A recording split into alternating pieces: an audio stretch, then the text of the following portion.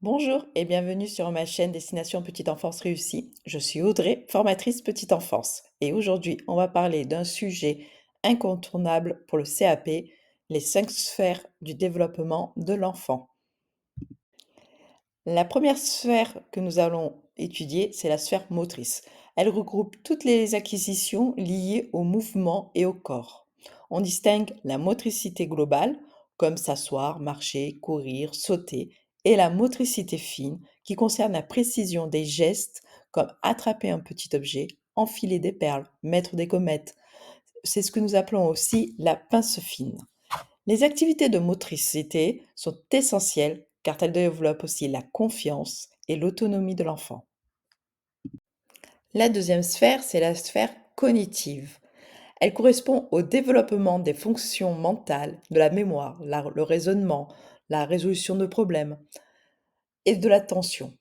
Concrètement, l'enfant explore, teste, observe et apprend à comprendre le monde qui l'entoure.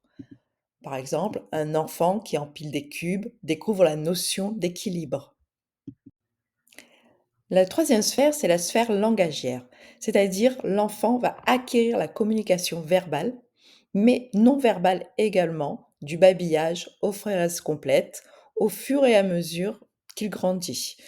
Elle inclut tout ce qui est les mots, les phrases, mais aussi dans le langage non verbal, toutes les expressions du visage, tous les gestes. Au début, l'enfant va communiquer par des sons et des gestes, puis vient le vocabulaire, les phrases, puis enfin, l'enfant sera capable de tenir une conversation.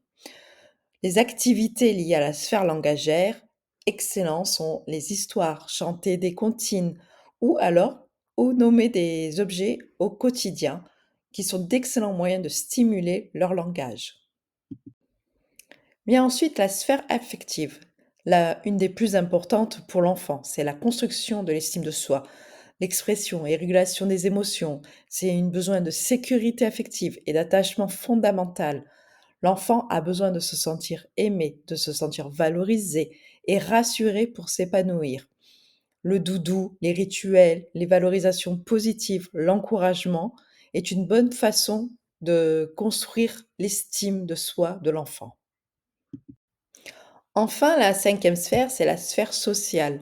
C'est la capacité à entrer en relation avec les autres, à partager, à coopérer, respecter des règles et trouver sa place dans un groupe.